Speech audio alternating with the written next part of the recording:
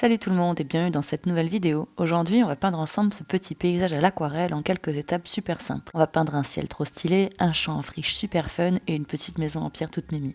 Allez, c'est parti. Bon, avant toute chose, vous pouvez scotcher les bords de votre papier aquarelle pour tendre le papier et éviter qu'il ne gondole. C'est pas du tout obligé, mais moi j'aime bien le faire parce que après ça fait des bords super nets. Ensuite, vous allez dessiner votre petite maison et aussi délimiter l'espace du champ et du ciel avec une ligne d'horizon. Bon, c'est un dessin qui est relativement simple, mais petite leçon de composition quand même au passage, c'est bien de ne pas mettre la ligne d'horizon en plein milieu de la feuille. En général, on essaie d'imaginer que la feuille est séparée en 3 parties égales dans la largeur et dans la longueur, et on tente de mettre les éléments sur ces lignes imaginaires. Je pourrais y revenir plus précisément dans une autre vidéo, mais en gros, ne mettez pas votre maison en plein milieu de votre feuille, sinon ça ne serait pas très dynamique, pour ne pas dire moche.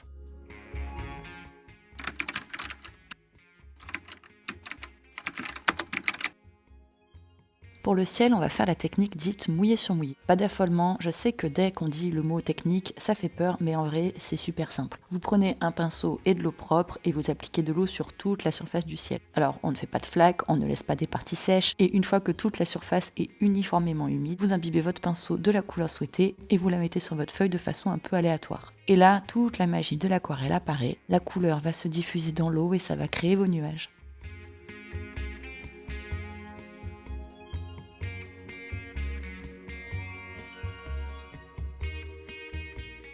Alors vous pouvez aussi aider un peu le processus avec la pointe de votre pinceau que vous avez rincé.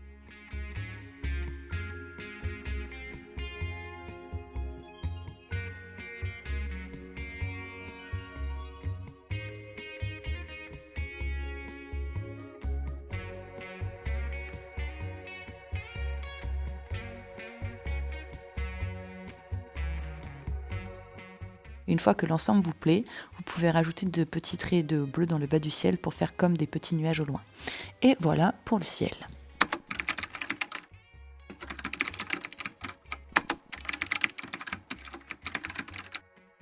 Une fois que notre ciel est sec, on peut s'attaquer au champ en friche. Donc on commence par une première couche de couleur. Moi j'ai choisi de l'ocre jaune, mais vous pouvez utiliser la couleur que vous voulez. Je mets pas mal d'eau pour qu'une fois que j'ai peint toute la surface du champ, j'obtienne une zone mouillée uniformément. Et oui, là encore on utilise la technique de mouiller sur mouiller, sauf que cette fois on mouille notre feuille avec de la couleur et pas avec de l'eau claire. Donc tant que c'est encore mouillé, on vient faire des traits avec une couleur plus foncée que notre fond pour créer un peu des zones d'ombre. Moi j'ai choisi du terre de sienne brûlée.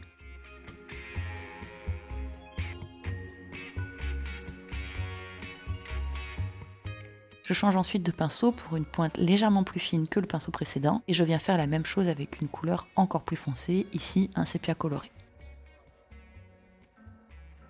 On profite que notre surface soit encore humide pour faire la même chose avec du vert. Donc j'essaie de ne pas être régulière dans mes gestes afin de dynamiser la peinture et de faire en sorte qu'aucun trait ne ressemble à un autre.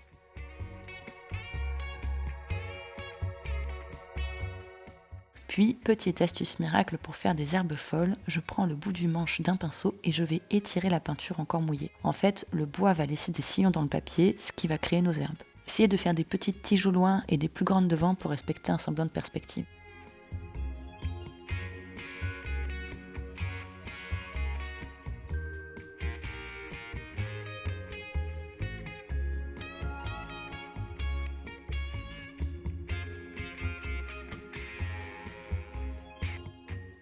Puis je réitère l'opération avec du vert sapin, de ci, de là, je fais encore des herbes folles.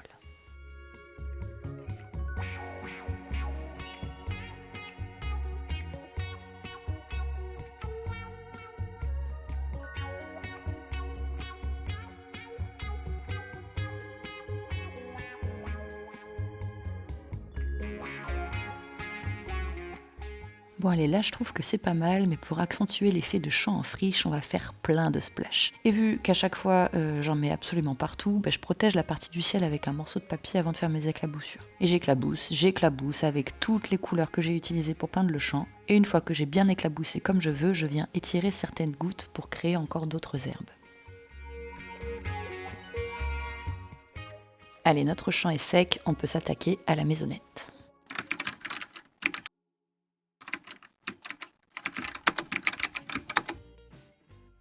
On va d'abord faire une première couche de sépia coloré avec pas mal d'eau.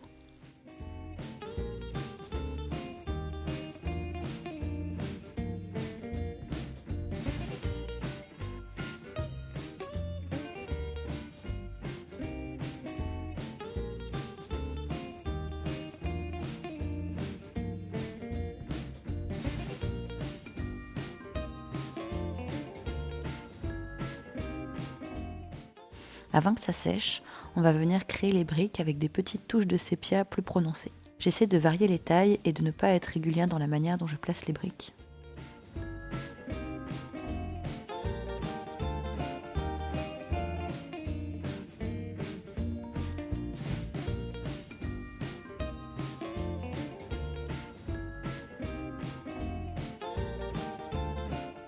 J'en profite aussi pour marquer l'ombre sous le toit, entre le mur et le sol et sur le bord du mur droit.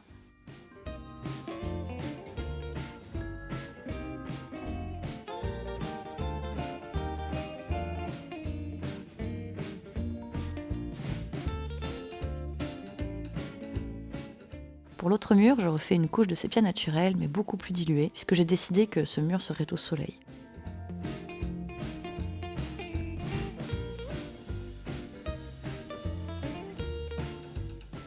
Et ensuite, on vient redessiner nos pierres avec des petits coups de pinceau en utilisant de la terre de sienne brûlée.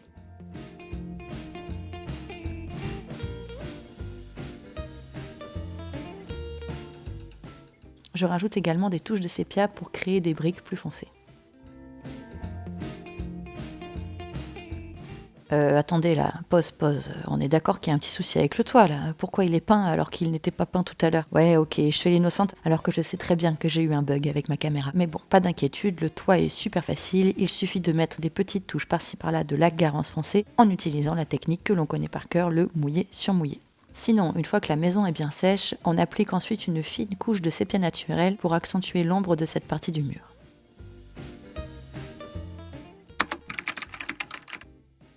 Allez, c'est parti pour les détails et on va se concentrer sur le champ en friche. Je prends mon pinceau à la pointe la plus fine et avec du verre sapin, je dessine des toutes petites touffes d'herbe. Voilà, alors j'en mets un peu partout, toujours en respectant plus ou moins la règle de plus c'est près et plus c'est gros. Et surtout, j'essaye de faire en sorte qu'aucune de mes touffes d'herbe ne ressemble à une autre. J'en profite pour vous dire qu'il y a déjà sur cette chaîne 2 autres tutos de petits paysages à l'aquarelle et que celui que nous sommes en train de faire ne sera pas le dernier. Alors pour ne pas louper les autres vidéos, n'oubliez pas de vous abonner à ma chaîne et d'activer la petite cloche pour recevoir la notification. Sachez aussi que toutes ces aquarelles sont disponibles dans ma boutique Etsy.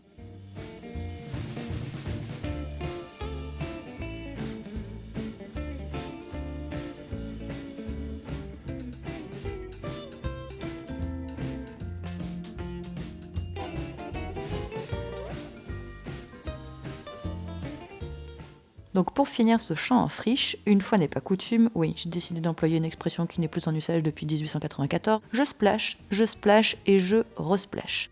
Cette fois-ci, je protège aussi mon bureau parce que vraiment, j'en mets tout le temps partout.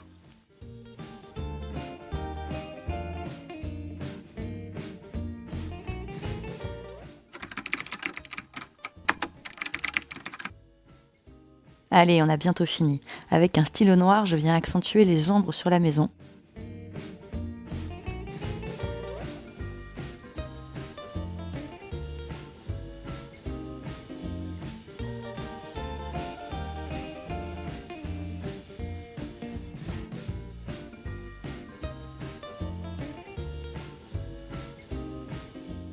Et ensuite, avec un feutre blanc, je mets quelques traits de lumière sur le toit. Et la touche finale, des splashes, bien évidemment, mais cette fois-ci avec de la peinture blanche. Alors soit de l'acrylique, soit de la gouache, vous prenez un peu ce que vous avez sous la main, et une fois que vous en avez bien mis partout, on peut enfin descotcher notre petit paysage. Alors, vous avez trouvé ça facile? Dites-le moi dans les commentaires. Dans tous les cas, si vous postez votre œuvre sur les réseaux, taguez-moi, j'ai trop envie de voir vos versions. J'espère que cette vidéo vous a plu, et si c'est le cas, laissez un pouce bleu et abonnez-vous pour ne pas louper les vidéos à venir. Allez, ciao!